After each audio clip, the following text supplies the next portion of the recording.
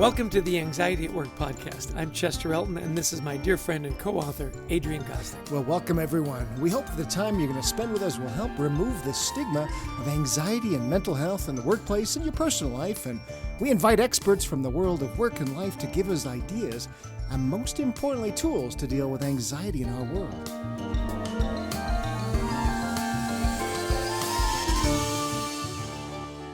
Our guest today is our dear friend, Whitney Johnson.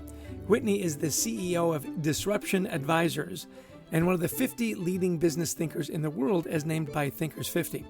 Whitney is author of the new book, Smart Growth, as well as the bestsellers, Build an A-Team and Disrupt Yourself. A fellow member of Marshall Goldsmith's 100 Coaches, she started her career as a Wall Street stock analyst and now helps individuals and companies around the world through her disruptive innovation theories. She also has a wonderful podcast called Disrupt Yourself. Put it on your listen list. It is fabulous. So welcome to the show, Whitney. We're delighted to have you on our podcast. Well, we've known Whitney for some time, and we love her work, and you're going to love it as well. And we want to talk about your new book, Whitney, which talks about growth, but in smart ways. We all want to grow our lives, our careers, and often we get freaked out and I hear this from a lot of younger people, older people, we get freaked out when things are moving too slow, too fast. So how can we look at our own personal growth in maybe a more mentally healthy way? Well, we have developed something called the S-curve of learning, and it's based on the diffusion curve that was developed by Everett Rogers back in the 60s to look at how quickly an innovation would be adopted. It looked at how groups change over time. As I was investing with Clayton Christensen at the Harvard Business School, we were using this S-curve to look at innovations and their adoptions. And I had an this insight that we could use the S-curve to help us understand how individuals change.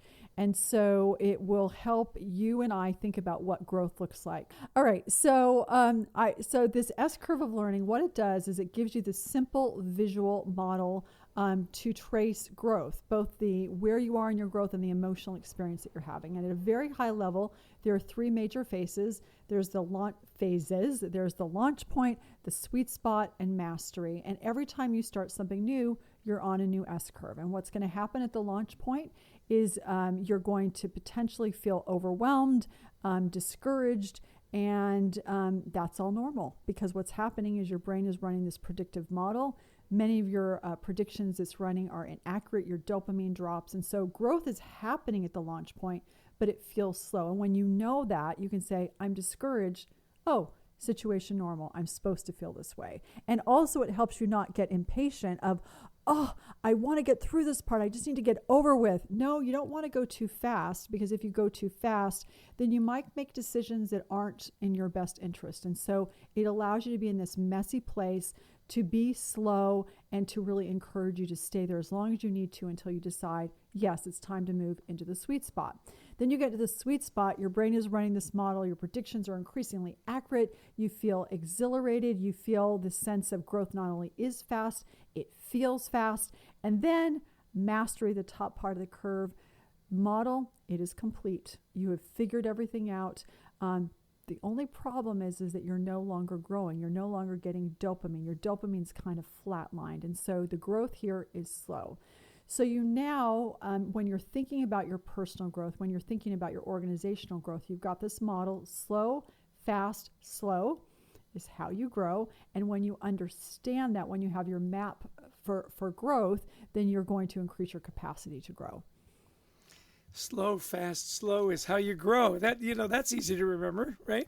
I love that you talk about Clayton Christensen. I know that he was a huge mentor of yours and such a delightful guy. I got to meet him a couple of times, and you forget how tall he is. It was like 6'8" or something like that. He was a big guy.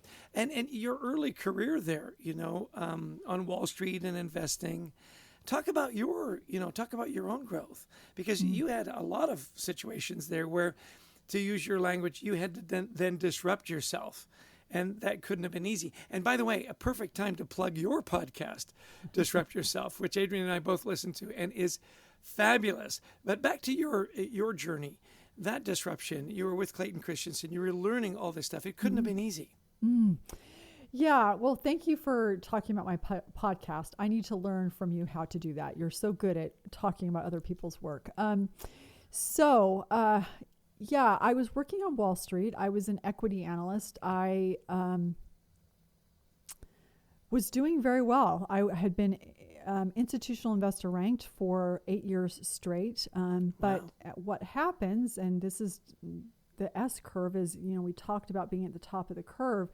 Well, that's this place where you're very good at what you're doing, but you feel like you can no longer keep doing it because you're not getting that dopamine. And I was having that experience. I'd been doing this for 8 years. I was very good at what I was doing. I was feeling like I want something more.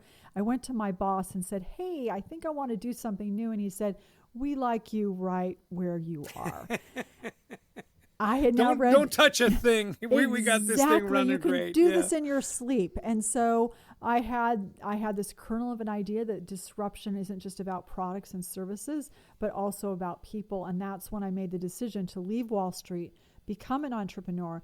And I didn't end up working with Clayton Christensen for about 2 years, 2 years later. And so there was this whole period of messiness, of trying to figure out what being an entrepreneur looks like at the launch point of the curve. And I wish I would have known then what I know now, which is that's exactly how I was supposed to feel. But there were a couple of years that were very, very messy.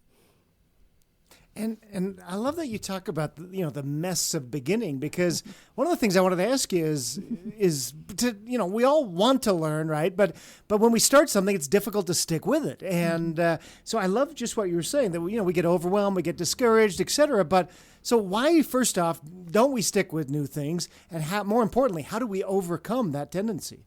Yeah. So we don't stick with them because we start to do it, and the older we get, the more we can insulate ourselves from ever doing anything new. And so that muscle of doing new things gets very, very flaccid. It gets very out of shape. So we need to practice trying to do new things. And so 3 things that you can do when you're at the launch point of a curve that will allow you to build momentum are, number 1, know that it's going to feel awkward. Know that it needs to be awkward. And that allows you to separate out your identity and not say, well, it doesn't mean I will never be good at it. It doesn't mean I'm a failure. It just means, oh yeah, I'm doing something new. And you're supposed to feel gangly and awkward, just like when you were learning to walk as a 2-year-old. That's the first thing. The second thing that you can do is you can use the fact that moving along an S curve is basically a dopamine management exercise where you're dropping in the launch point, spiking in the sweet spot, flat at the high end. Well, how can you, at the launch point, get dopamine? You do that by setting small, ridiculously small goals. So I want to start exercising. I'm not going to run 30 minutes a day. I'm going to put on my tennis shoes every day for a week. And that starts to build those neural pathways. And oh, by the way, you can surprise on the upside, because maybe you put your tennis shoes on and you walk for 30 seconds and your brain says, good job. So that's another way you can build momentum, because you get all this dopamine that feels good. And then you can start to get over into the sweet spot where the momentum takes over. And then the third thing you can do, you all know it, you're coaches, I'm a coach, is accountability partners. Say what you're going to do to someone by when. I'm going to put on my tennis shoes every day for a week. And Chester and Adrian, I want you to know I'm going to do it. And I'm going to report back that I did it. And those 3 things put together are going to give you the ability to persevere through the messiness of the launch point. Building momentum just is so important, isn't it? Those celebrating those little wins along the way, those little check-ins, like you say, start with putting on your tennis shoes.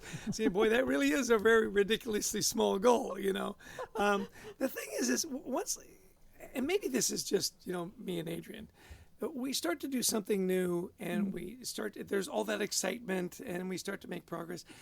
It's not unusual that you kind of get tired of it all of a sudden. Yeah. Is the whole world ADD? And how do we then, in the S curve, how do we not abandon stuff that we're making progress towards? We're having some fun, and not lose that intensity. Is it those little small goals along the way? What else can we do? Oh yeah, it's a great question. So I think in this particular, so at the launch point, you've got that momentum building and you move it into the sweet spot. I think in the sweet spot of your curve, it's about staying focused. Because if you think about this idea of you're going fast, it's a car around a racetrack, you think self-determination theory, competence, autonomy, and relatedness. So you want to stay focused on what you're doing. Don't take on too many S-curves at once. Maybe do 3 or 4 at a time so that you can continue that metamorphosis up into mastery. But then there's the mastery piece, which is if you're really good at something and you're not getting a lot of dopamine, you start to get bored and your brain says, I know I'm good at it, but I feel like I just can't keep doing it because I'm going to die inside a little bit. So then the question becomes, if you have this if you have this idea of okay, let me back up. So the question becomes, if you're in mastery and there's something that you're really good at, but you want to keep doing it. So for example, you're the CEO of a business and this is your livelihood. It's a business that you care about. What you want to ask yourself is, how do I make it so that this is a summit, but not the summit? So you find ways to push yourself back into the sweet spot. So for example, if you're a business owner, let's say, and you've run it, you've been here for 20 years, maybe you start a podcast, maybe you find a way to mentor other people. You do these S-curve loops where you bring other people along. Maybe you ask yourself, well, how can I how can I grow even faster? Or how can I really focus my energy on developing people? Something that will allow you, that will challenge you, that will push you into the sweet spot. And I'll give you an example for myself. If I look at my portfolio of S-curves, you could say, all right, well, I'm in the sweet spot overall. I've got, as a podcaster, I'd say I'm in the sweet spot. As a speaker, I'm probably sweet spot going into mastery, but I stay in the sweet spot because I'm trying continually to get better. As an author, probably in the sweet spot, but as a business owner who's building out a technology tool and trying to scale a business, definitely the launch point. And it's that thing that I'm trying to do that's allowing me to stay in the sweet spot overall. And so if you think of your life as a portfolio of S-curves, just optimize, have some at the launch point, some in mastery, and the majority in the sweet spot. I really like that concept of a portfolio of S-curves. Yeah, I like that. I hadn't heard that before. Yeah, where in your life you've got different S-curves, and where are you? When you get to that mastery phase, again, keeping your interest and keeping that dopamine. How important is it to keep feeding your brain? I mean, like you're an author, we're an author. Are you constantly reading? What are you doing to make sure that you're feeding that dopamine, that fix, that you're still growing and learning? Is it books? Is it audiobooks? What is it for you? For me, well, sometimes I listen to audiobooks, but right now I don't have a very long commute because I work out of my house, so I don't really. They have to be really short books. Yeah, like really short. Yeah. Really short books. Well, you could listen to them while you're putting on your tennis shoes. I mean, just a thought. That 30 seconds of time to tie my shoes. That's right. So I would say that the way I am continually learning is a combination of things. One is that I have a podcast, I have a LinkedIn Live, and so I'm continually reading books to prepare for the podcast and the LinkedIn Lives, and so that keeps me really sharp. Another way that I think really feeds me is that I'm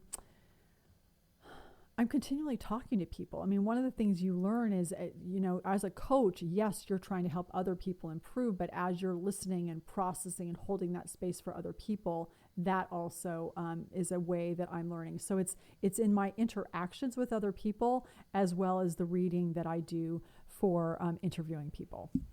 Now, we've been talking with Whitney Johnson. This has just been such a terrific discussion. Whitney, if you haven't picked up her new book, Smart Growth, pick it up today. She really is one of the best business writers that we have around. And now, Whitney, we want to come back. Now, the podcast is called Anxiety Work. You've written about anxiety for the Harvard Business Review and on your own website. What are some techniques you recommend to help people who are dealing with mental health issues to grow and to thrive? All right. So the first thing that I would say is that you are not alone. I struggle with anxiety, and I think that one of the best ways is to help other people is by being willing to talk about your own anxiety, and also being willing to talk about it with other people, because psychologists have said that you heal from trauma by having other people bear witness to your loss. And so a willingness to talk about your anxiety is really important.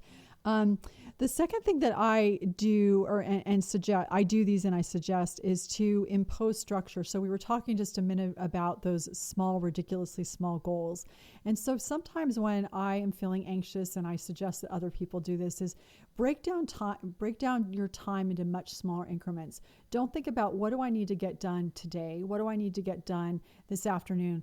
Focus on, what do I need to get done in the next 5 minutes? And that allows you to come back to the present moment and focus on now. And then the third thing that I would suggest, and you'll appreciate this, is I will sometimes just say, what am I grateful for right now? Because if I'm talking about 3 things that I'm grateful for in this moment, like I've got a microphone that allows me to do this podcast, I'm talking to 2 people that I enjoy that make me laugh, that brings me back into the moment. And what it tells my brain and my body is, you're probably safe. Because if I had a bear chasing me and I was running for my life, I wouldn't have time to stop and be grateful. So that triggers for me that I'm safe. 2 other thoughts is, I would say therapy, coach, to help you have that bonus prefrontal cortex. And then finally, take breaks and pace yourself. I find that my anxiety will mount as the day goes by, and it's because I stopped taking breaks. And so just, if you're working for 15 minutes, get up, walk around, get out in the fresh air. Those are all suggestions that I would make to help manage through anxiety. Excellent advice. And it keeps coming back to tennis shoes. I mean, a bear is chasing you. You want to make sure you've got your tennis shoes on. You know what I'm saying? Another good reason, to tie those shoes up every day. Exactly. Yeah. Hey, talk about some of your personal practices. You mentioned a couple along the way. And, I know that you're a person of faith. And when you said, it's really important for people to know that they're not alone, in your personal practices and whatnot, does your faith play a role in managing your mental health? Oh, 100%, 1,000%. Yeah. I mean, what I do is, so I get up every morning. The first thing I do is I pray. Well, actually, I listen to or read a sacred text. Then I pray. For some people, that might be meditation, but I'm continually thinking about, how can I bring God into my life, and because knowing and believing that He is there allows me to be grounded. It allows me to be centered. It allows me, as I just said, and you reminded me, to not feel like I'm alone, that I will be okay. There is someone providential, divine, who has my back. From there, I look at my top 3 or 4 priorities for the day. I start working. I do yoga. Some days I run, I put on my tennis shoes, I take lots of breaks. And at the end of the day, I actually sometimes in the afternoon take naps. Those are very restorative and help me kind of manage as well. And then in the evening, I'll alternate practices between what I'm grateful for. And sometimes I just focus on, what did I love doing that day? This is the Marcus Buckingham work. And so I bookend my day with those spiritual reflective practices. And those allow me to move through my day and manage the anxiety, which is like a fly and always lurking, but continually trying to move through that and beyond it. Yeah, I love that. That's so beautiful. Great. Thank you so much. Yeah, it's such a great practices and such a great discussion today. So, if you had to summarize 1 or 2 things you'd want our listeners to take away to try and cultivate more smart growth in their lives, where would you what would you point out for us? I would keep it very simple, and I would draw the S on a piece of paper or with your finger and just say, okay, so I've got the launch point, I've got the sweet spot, I've got mastery. Where am I in my current role? Where am I in my life? What S curves do I have going on or happening right now? Because once you understand that, you will be able to orient yourself. You'll be able to have compassion and grace for yourself of like, oh, this is why I'm struggling. I'm at the launch point. I'm doing something new. Or, oh, yeah, this is really fun. Or, oh, now I understand why I need to start something new, because I'm bored and growth is my default setting. And so by having this map, it's going to allow you to know where you are and then know what's next. And as I said, I believe that growth is our default setting. And so this gives you a map in order to do that. I love that. Growth is your default setting. That's listen, thank you so much, Whitney. We've been big fans for a long time. We're just delighted to have you on the podcast. Thank you for your vulnerability. Thank you for sharing your S-curve, the portfolio. And I guess there's really only one last question we need to ask, Adrian. That is, how many pairs of tennis shoes do you think Whitney owns? Well, Whitney, thanks so much for being with us today. We are big fans of your work, and hopefully everybody runs out and grabs your new book. And thank you again. Thank you. Well, Chess, Whitney Johnson, what a coup to land Whitney on our show. One of the real thought leaders in American business right now, and I love what she said. I've used her ideas before on this S curve of learning, because so many times, whether we're deciding on a new career, we're gonna move, whatever we're doing in life, there is this process we go through, right? Where this launch, where we're overwhelmed and we want to rush through that as quickly as we can, right? And I just love her advice. Slow down. Slow is how you grow. Love that. Yeah. I agree with you. Whitney is the legend. We love Whitney. We followed her work for a long time. Yeah, that slow, fast, slow is how you grow. I thought was a great mantra. You go slow because you're learning, and then you kind of hit that point, and then you go really fast, and then you slow down as you catch up.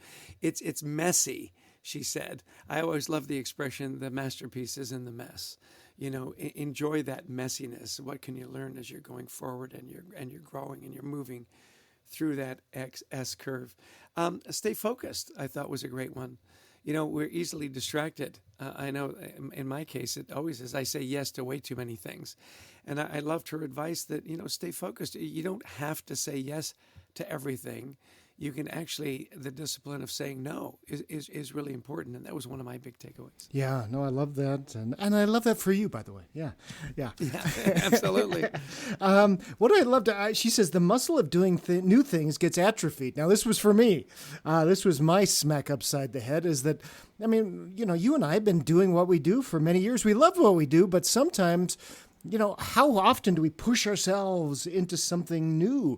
And we did a couple of years ago. We started doing executive coaching, which we hadn't done before, and it was new and it was different. But she's right; those muscles get atrophied if you don't try something new. And so, I loved her point of ridiculously small goals.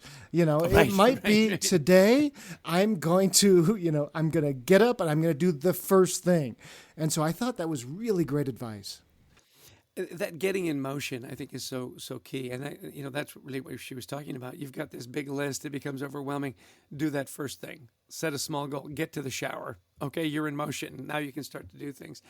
I really appreciated her advice, too, on an accountability partner, someone with you along the journey. I think that's one of the reasons that you and I have had such a good relationship for now over 22 years, is that we've got somebody we can count on. We've got somebody we can trust. We've got somebody that, holds us accountable. One other thing that for me was a good takeaway from what you just said about trying new things is understanding that the new things don't always work. I remember you and I tried the Clubhouse thing, and it worked really great for a lot of people, and we just didn't get it. Mm-hmm. It just wasn't part of who we are and how we work. And the Clubhouse thing, it was fun to try, and we've tried it a shot half a dozen times. Yeah. We've tried Facebook, we've tried Instagram, and it just wasn't our thing. But we found things that worked for us, and I love that. She says, don't take on too many S curves at once. So that's where an accountability partner can help. I think is that to say, because we do that with each other. We kind of go, okay, but should we really do this? And so what you and I have done, we say we take on one big new thing a year. And that's worked well for us. One new S-curve a year. Yeah. And then the last thing for me was manage your portfolio of S-curves, which I thought was just brilliant. You're going to be in an S-curve in your personal life. You're going to be in an S-curve a new thing that you're developing, whether it be for your business or whatever, an S-curve with your family and so on. And are you managing those? And where are you in each one of those? Because you're going to be in different places, and just realize that that's going to be the case. And to your point is, don't get your portfolio overloaded. You don't want to have 50 things in your S-curve portfolio. I'm thinking 48, 49. Tops, yeah. Well, I feel disrupted. I don't know about you. In a good way, though. Whitney does that. She comes in and shakes your thinking up. And so we want to thank Whitney Johnson for being our guest today. Big thanks to our producer, Brent Klein.